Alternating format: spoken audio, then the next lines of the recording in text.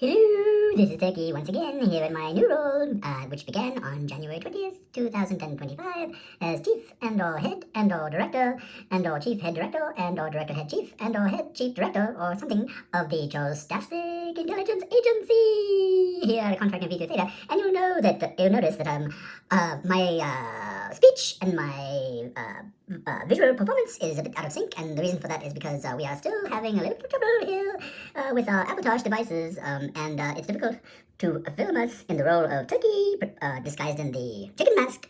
Once again, I am not chicken, I am a turkey, but we're having a little problem with some of our Apple products interfacing with one another, and as we mentioned before, whoever is over there at AffaIrS, you might want to fix that. Okay, so on. That's why we're having some problems with syncing here. Anyway, this is me, Turkey, in my, I believe this is me in my former role as head and/or chief and/or, no, I was spokesperson, that's what it was. I was the spokesperson for the American cultural memory and/or, let's see, now I forget, cultural memory and/or, what was it? The American, oh no, it was this. It was the American cultural tradition. We discussed Thanksgiving dinners and things such as this and how you could avoid eating turkey, which I still recommend, even though now I'm the head and/or chief and/or director of the Stochastic Intelligence Agency. I still, in my former role as spokesperson for the American cultural tradition and/or cultural American cultural complaint department. No, that's not what it was. It was the American, let's see, my memory's failing me here. I don't know, maybe all that MAGA out there in the air is affecting my memory. What was it again? Oh yes, it was the American Cultural Tradition and/or Cultural Memory Complaint Department. And I was the, not head, not chief, not director, not head chief director, nor chief director head. I was the spokesperson for that department, yes. And as I was saying, I recommended, avoiding eating turkey and other things while I was performing in that role. Now, today we're going to discuss space-time travel communication coordinates and how to use them to communicate with the contract and feature data. And what I noticed is something very interesting. Oh, so this is what I noticed.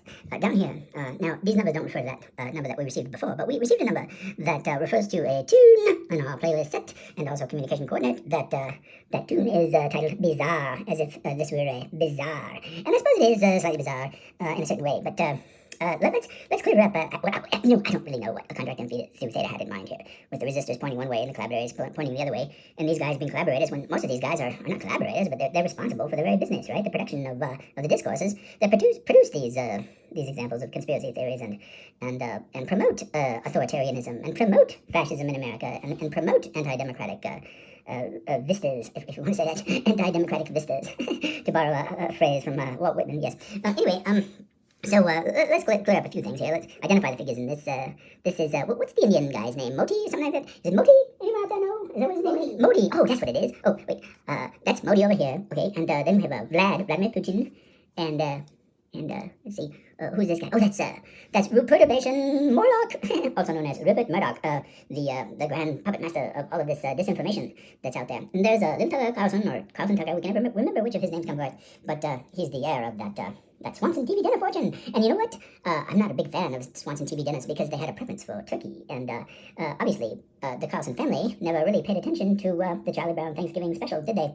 And over here, this is the guy that always holds his mouth open and smiles. That's Mr. Lindsey Graham. Yes. Okay. So now, what's going on here? Okay. So the faces seem to have been cloned onto the bodies of the Morlocks. Yes. And as you all know, the Morlocks are post-humans living in what year was that? Like 800,120. We'll look it up. But way out there in the future, and human evolution has split into two forms: the Eloi and the Morlocks. And of course, the Morlocks live underground. And this fact that the Morlocks live underground and they feed on the Eloi leads the protagonist of the H.G. Wells novel *The Time Machine* to speculate that perhaps the Morlocks are the evolution of the working class, and the Eloi are the evolution of the wealthy class. Now, this is somewhat confusing. So why has the contract and feature theta planted the heads of these elites, as Bernie Sanders would say, the 1%ers on the bodies of these post-human working class troglodytes? Yes, they live underground, and that's what deformed them and caused them to become these strange creatures. Now, this is from the film, and I'm not sure what year that film was made, but if you haven't seen the film, you might not recognize these creatures as Morlocks, right? And so we'll to get an idea what a contract and feature theta might be like referring to and discoursing with these heads planted on the bodies of the Morlocks. I think it's also a pun on Murdoch, Perturbation Murdoch and Morlock, right? I think that's a pun. So to get an idea what he excuse me, sorry about that, I used the wrong pronoun there, sorry. What a contract and feature theta might mean in this discourse of planting the heads on these oligarchs and elitists and fascist producing pundits on the bodies of these post-evolutionary, post-human evolved working class figures, or maybe contract in Phi through Theta is speculating that the protagonist of the time machine got it all wrong. Maybe got it all wrong. His interpretation of the evolution of these post-humans was incorrect. Okay, and that's a possibility, because we could speculate that perhaps Leon Mosquito builds the spacecraft and takes all the 1%ers to Mars, and they have to live underground, right? Because all the radiation and the lack of water and the extreme temperatures, and so they all have to live about 7 miles underground to survive, and this is what becomes of them. So the elite, who have their own little planet, Mars, and travel with Leon Mosquito, maybe they evolve into this. It's interesting that their bodies evolve, but their faces stay the same. Anyway, let's check out what the Wikipedia site has to say about Morlocks, and particularly in relationship to their appearance in the H.G. Wells. And let's go on from there. Okay, so here, I'm going to click. Are you ready? I'm clicking. I'm about to click. Are you ready? Don't be surprised by the click. It's coming. It's coming. It's coming. Here it is. Okay, there we are. Now we're in the Morlock site. There we go. You can see the Morlock. Here's one depiction of a Morlock and an Eloi. The Eloi, as you can see, the Eloi is quite beautiful. The Morlock is quite hideous. And of course, this is as we mentioned before in our video discussing lies, right? As according to Jean-Paul Sartre and others, including François Fanon, and certainly not necessarily not excluding Malcolm X, lies, the act of lying, is not a result of a mere personal experience, and to do away with lies, one can't simply stop lying. One has to do away with class distinctions by all means necessary. And we can see here the depiction of the lie: the beautiful wealthy person, right, or a post-human descendant of the wealthy, and the hideous monstrous descendant of the working class. Gargoyle-ish, right? Okay, so what it says in the article is that the figure of the Morlocks comes from H.G. Wells in his 1895 novel, The Time Machine. And let's see, let's scroll down a little bit. I've mentioned most of this stuff already. It talks about where H.G. Wells may have gotten the idea for the Morlocks, the Canaanite god of child sacrifice, and we of course know that Rupert Murdoch and his friends are all very pleased and happy to sacrifice the children, particularly the immigrant children trying to escape the horrors and atrocities of whatever kind of human displacement that created their situation and to seek asylum in the United States. And the proponents of all of this stuff lately is basically, I guess you could say, a form of this worship of Moloch, the Canaanite god of child sacrifice. Yes, in the Time Machine. Okay, so let's see what's going on. Okay, here's the number I was looking for. They dwell underground beneath the English countryside of AD 802, 701. That's a long time from now, isn't it? Oh, we've even got a couple of extra digits in there, don't we? Or something. Let's see. Maintaining ancient machines. Oh, ancient. So they're mechanics. They're mechanics, just like QFWFQ, still working for $7.25 or something like that. And getting underpaid. And this is something that Mr. Bernie Sanders would not like at all. Right? And so they maintain these ancient machines.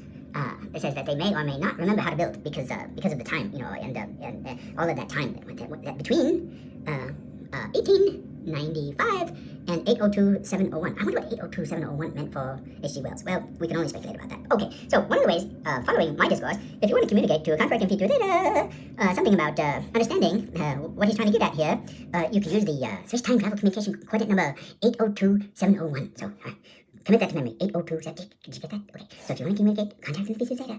They understood the message. 802-701. Okay, that's another that you could use. All right, and let's see. Their only access to the surface world is through a series of well-like structures that dot the countryside of future England. Okay, and it discusses their appearance and their relationship to the Eloi. And well, let's see what it says.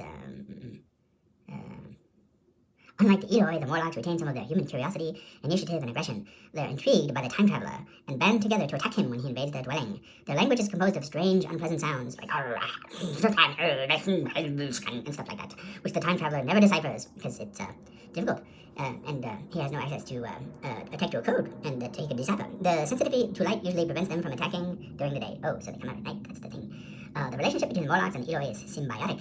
The Eloi are clothed, fed, and possibly bred by the Morlocks. So, in this story by H.G. Wells, what you have an interesting science fiction construction. Science fiction is often allegorical, as you all know, and in this allegory, the science fiction allegory, the rich, the wealthy, the 1%, the oligarchs are fed and clothed and possibly bred, that's an interesting one, by the Morlocks, the working class. And of course this is true, the wealthy are sustained by the work and labor of the working class, as everyone knows, everyone who's read Karl Marx, or just about anyone, or just has, common sense and intuition about such things.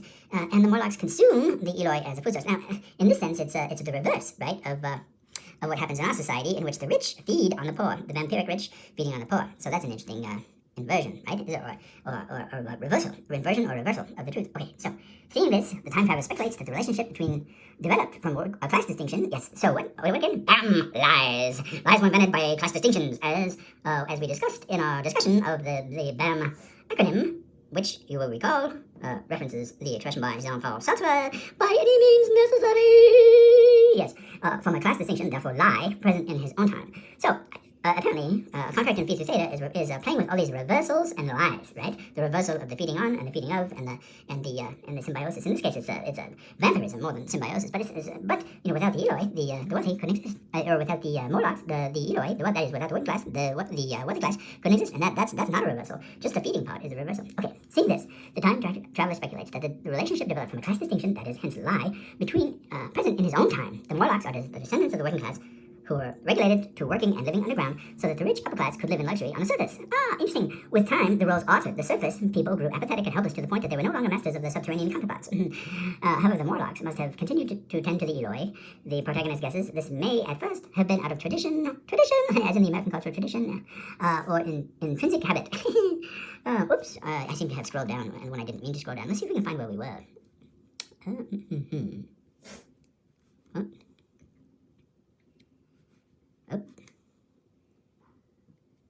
Right here. Okay, very good. Okay, so,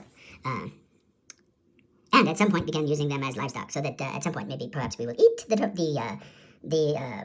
Murdochs, eat the Carlsons, use them as food as they use us for food. It's interesting because the Carlsons and that whole TV dinner thing and fattening us up for their vampirism, kind of gets reversed here, right? And eat the Putins, and that sounds bad. Eat the Putins, anyway. And then it talks about sequels, and there's one sequel in particular that's of use in our discussion and our understanding of what a contract in phi theta might have in mind with this. H.G. Wells also wrote a book called When the Sleeper Wakes. I thought it was When the Sleeper Awakens. Anyway, but it doesn't much matter. When the Sleeper Wakes, and that was from 1899. The book centers on a man who somehow falls asleep for several centuries and wakes up in a mid-21st, that's almost us, mid-21st century, in just a few more years. It's all starting in a few years. What a predictor H.G. Wells was. To find his investments have done so well that he owns the world. Kind of like Leon Mosquito, right? Leon Mosquito. So, When the Sleeper Wakes is perhaps a reference to Leon Mosquito, who fell asleep for I don't know how long, but when he woke, he found he was the king of the world, ruler of the world. Everything belongs to him. Very good, nice.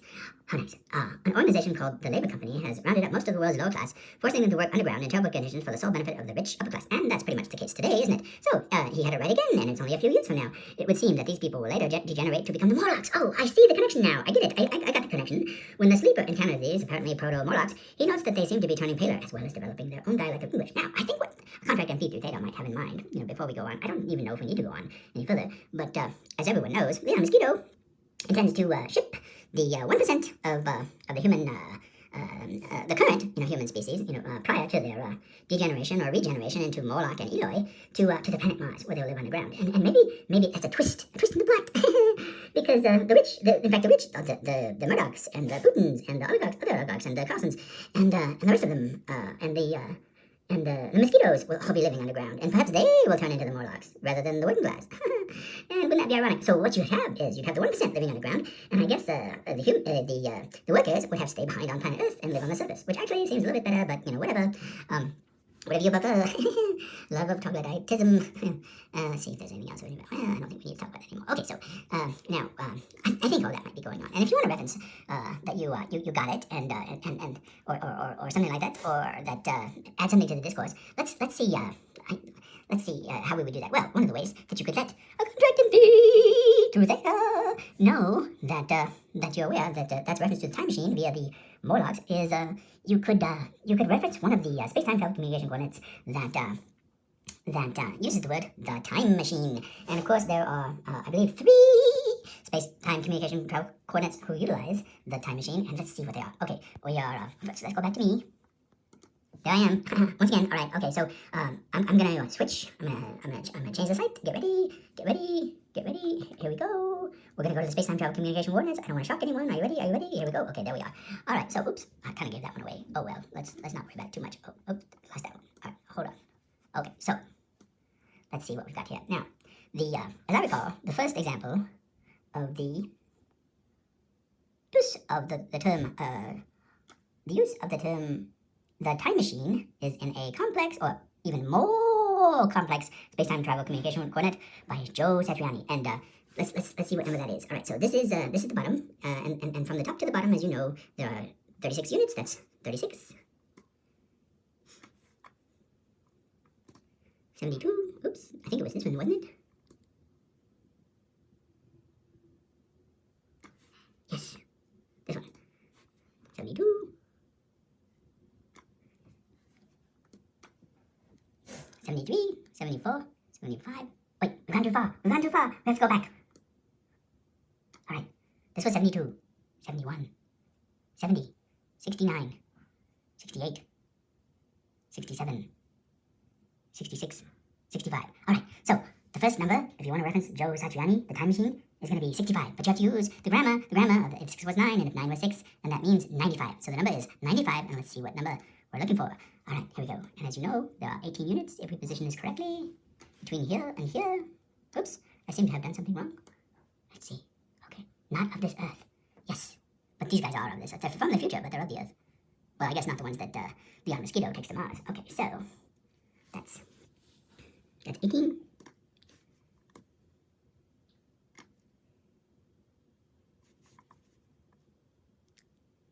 That's 36.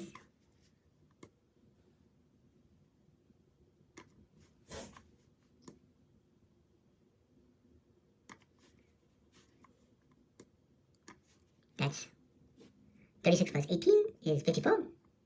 Oh, this is it. The time machine. All right, here we go. So 54, 53, 52, 51, 50, 49, and the second number is 49, and of course that's 46, so that's 95, 46. So if you want to reference Descartes, what contract and Theta was doing in his discourse with H.G. Wells and the Morlocks, you could use the number 95, 95, what was it again? 95, 46, no wait, let's see, 54, 58, no, 54, 53, 52, 51, 50, 49, yes, 40, 46, so 95, 46, got that? Alright, now, that's the first one. What's the second one? Okay, now the second one is from the complex space-time travel communication coordinate set, formerly known as the simple space-time travel communication coordinate set. So let's go to that set, put the top at the top, and the bottom at the bottom. Okay, so that's the top of the set, right? Let's take one more look at me while I'm doing this. There I am again. Alright, let's take a look at what's going on here. Alright, so that's the first number, which means that's 36, right? No, yes, 36. So that's 36.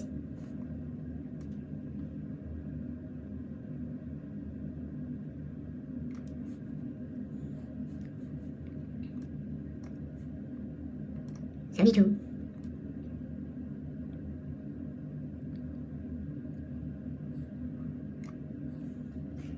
$108. Alright, so 107, 106, 105, 104, 103, 102, 101. 101. The second number, if you want to reference Time Machine by H.G. Wells, and you understand the discourse that is being evoked by contract and Theta. 101. 101, and then 1, 2, 3, 4. 101 and 4. Alright, very good. Alright, now, let's see. Okay, so, this was 108. Let's see, go back. 108.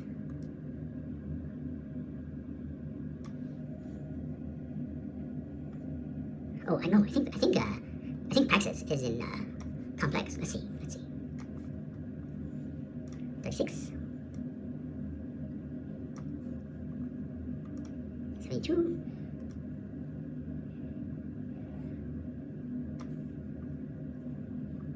108. Ah, yes, okay. 108, 109, 110, 111, 112, 113, 114. Okay, so the third number, if you want to communicate to contract and Theta, the first part of the number is, what was it again? 108, 9, 10, 11, 12, 13, 14. 114, and then, let's see what number we're on. Alright, and then,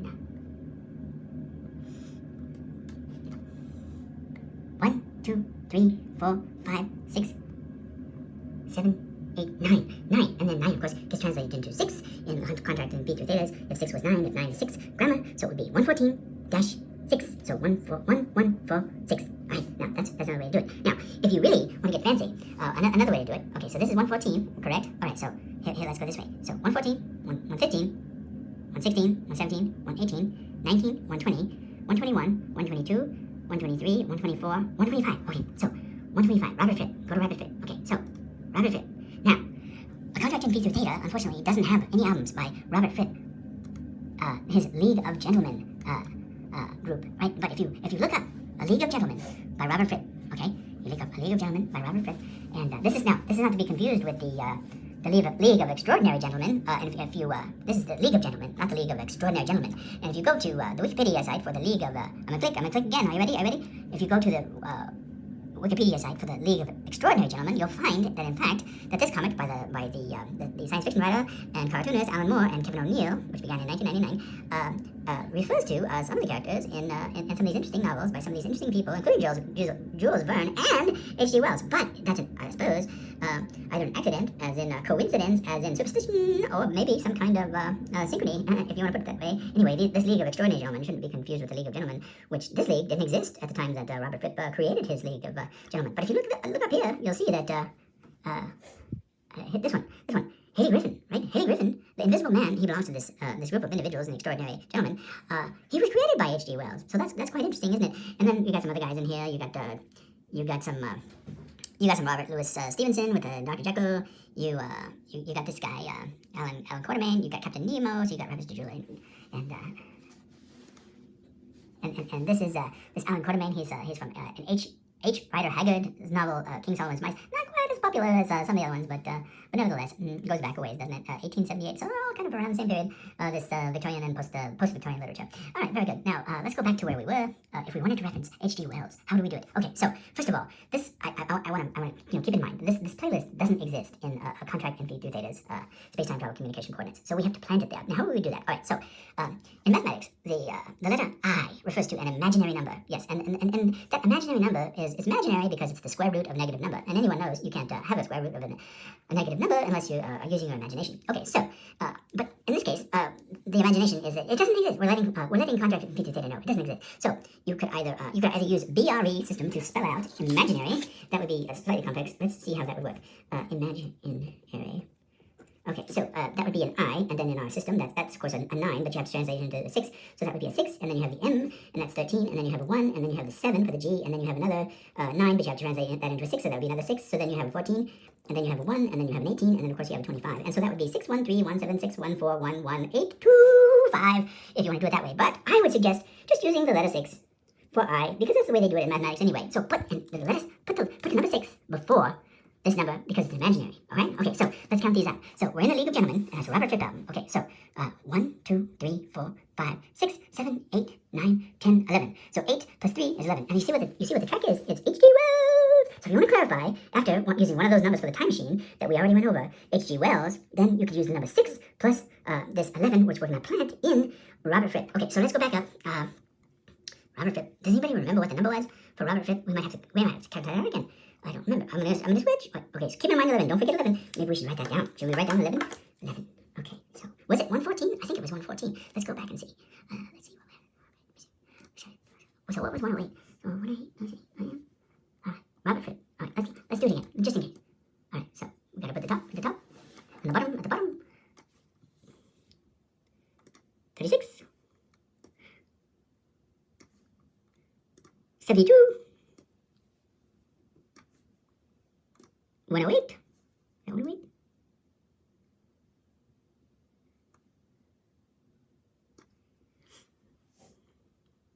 Plus anybody out there have a calculator? 108 plus 36 is at 144?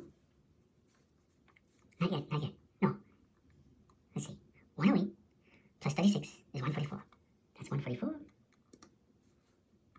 Now I have to backtrack. Actually, it would have been easier to backtrack the other way, but let's just backtrack this way. We're at 144. 143, 142, 141, 140, 139, 138, 137, 136, 135, 134, 133, 132, 131, 130, 129, 128, 127, 126, 125. It was 125. I thought it was 114, but it was 125. All right, so Robert Fripp, 125. And you remember that the other number was 11. But we can't just put it in at the top. We have to put it in where it would be, which means we have to alphabetize. So let's alphabetize. And Robert Fripp, 125. All right, so here we go. All right, so where would the League of Gentlemen arise? It would arise. Okay, so this is Andy Summers. That comes before League of Gentlemen. This is David Cross. That's before League of Gentlemen. David Sylvian, yes. Fripp. All right, so here's the Metropole Orchestra. And so, this album would go right here, right after the removed reference number 2. And so we removed that reference because it's a reference to fascism, and we would prefer not to have fascist references in our space-time travel communication coordinate list, unless it's clear that they are anti-fascist references. And it wasn't clear to us how flippant or relevant this reference was. So that's why we removed the reference. We had a lot of references that we have to remove from this album. We perhaps should have removed the title of the album as well, but let's not get into all of that. All right, so this is where it would go. It would go right between Flip and Eno and the Metropole Orchestre. So how would we do this? All right, so let's see how much when we have up here. All right, and then we're gonna have to add 11. Don't forget we have to add 11. All right, so this is 18.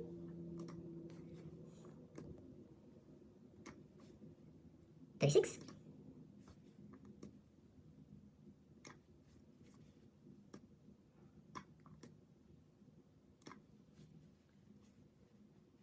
54.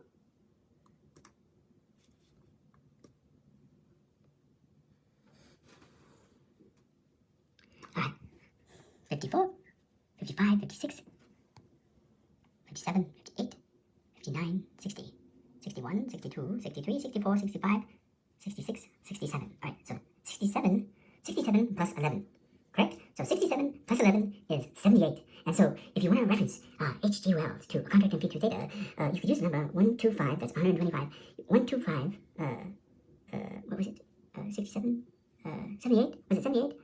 Now I forget. Oh, let's see. Okay, so that's 55, 56, 57, 58, 59, 60, 61, 62, 63, 64, 65, 66, 67. Yes, so 78. 1, 2, 5, 7, 8. And that would do it. Now let's go back to me.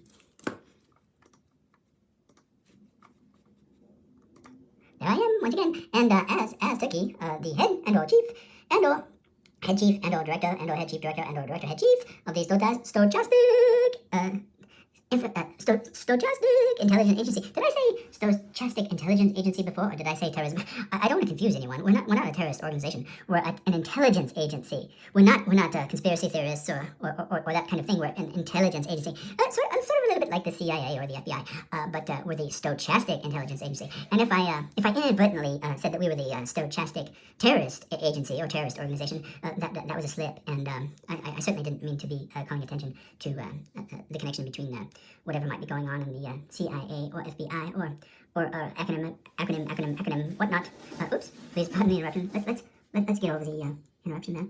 Oh, there I am again. Okay, so as I was saying before, I was so rudely interrupted by the interruption. The slip, if I did make the slip, and of course if I didn't, there was no slip, so you don't have to worry about it. But that slip, didn't intend to suggest that the FBI, as it's being composed and constructed today, or the CIA as it's being composed or constructed today, is in fact a stochastic terrorist organization composed of conspiracy theorists. No way intended to suggest that idea. So again, in my role as the head and or chief and or director of the Stochastic Intelligence Agency, that's intelligence agency, not terrorist organization, I'm going to sign out and wish you all well. Have a good day. I'll see you soon. Bye.